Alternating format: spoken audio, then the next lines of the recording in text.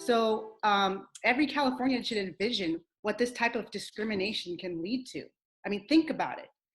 When we have racial preferences in our institutions, that means we also have opposite racial discrimination.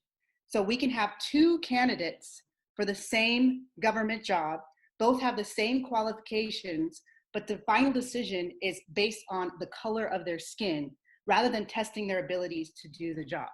We cannot allow this to happen in California. I mean, you can play out all of these scenarios in your mind that will be allowed, and it's not right. It's not right. That's not who we are, and that's not how we solve inequalities in our country.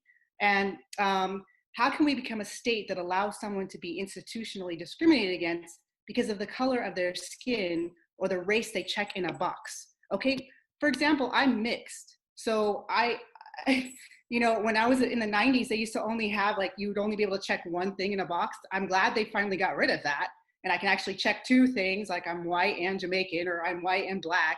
But what would I check in the 90s? You know, that box that you check could literally change whether or not you're going to be allowed inside of a college, or whether or not you're going to be getting a job that you have been working so hard for. Just a little box you check.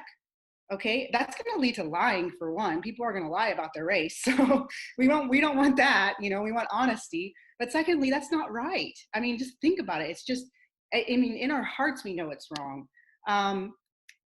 This is not the solution to inequalities we have in the state. This is not the way to create balance. I want to share, I know he mentioned a little bit about my story. There's so much to it. Like, I was raised by a single mom. My dad's a Jamaican immigrant, and he left my mom while she was pregnant with me. And I mean, she was crying for 2 months because she was so in love with my dad. She was very young. She was 19 when she got pregnant, 20 when she had me. And I struggled, you know, my mom struggled our whole lives. She had 2 other kids with my stepdad. Did okay in elementary school. School was never really something that came easy for me, and I didn't have teachers that really knew how to teach me well. That's part of the reason why I became a teacher, because I understand what it's like to struggle in school. And by the time I was in high school, I actually was failing all of my classes, and I just didn't think college was not even in my radar. I didn't think that was for, you know, the rich kids, because I couldn't afford college. I had no idea that there was junior colleges, or that there was a place where I could get an AA degree. I didn't know that. But luckily, I had this wonderful counselor that introduced me to the high school proficiency exam, which is a test you can take to actually test out of high school. And by some miracle, I passed that test at 16, and I started at a junior college at 16 years old, and wasn't in high school anymore, which is just what I needed, because high school was a really tough time for me. Now, that junior college was the most precious years of my education. And I am so glad that I was a perfect match to go into that junior college.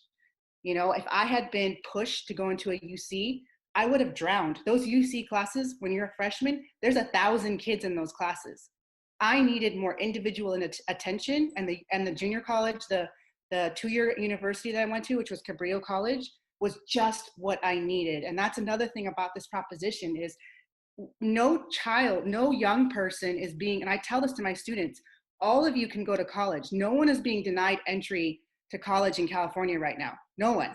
You know, you just have to find the right one for you. You can even drop out of high school, get addicted to drugs, which actually happened to me. I struggled with drug addiction when I was younger as well.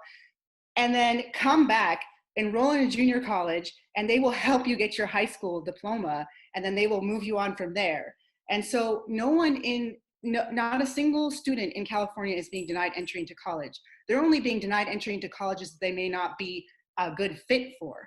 And that's important. Like, I tell my students, you want to be a big fish in a little pond. You don't want to be a little fish in a big pond. You want to stand out. So don't apply for the college where you know you're going to sink. Make sure you go to one where you're actually going to succeed. So yeah, I was at Cabrillo College. It took me 3 years to graduate with my AA.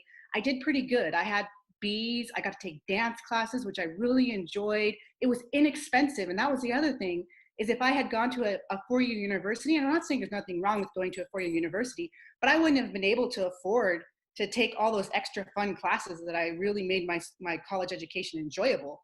And so I was able to graduate with an AA in dance and an AA in liberal arts. And I think I had about a 3.0 or so. And I transferred to UC Riverside. Now, UC Riverside, that was an okay school for me. It was actually just what I needed at the time, because I mentioned to you guys that I struggled with drug addiction when I was younger, and I had to get away from my friends. And that's another thing I want to mention is a lot of the reason why we can't succeed in life is not because of an inequality happening institutionally. It's because of the people we surround ourselves with. It's the people that we have as friends, you know, and I had to get away from my friends that were doing drugs and bringing me down. And so one of the best things for me was to leave my area and go down to UC Riverside. And I finished UC Riverside, and I got a bachelor's in law and society. And I actually was planning on being a lawyer for juvenile justice, but that's a whole nother story. I decided not to do that and decided to go into education. And then I went to UCSC. I got my master's in education 4.0. And I look back at that and I'm like, how did I do that? I mean, we were writing 10-page papers every single week.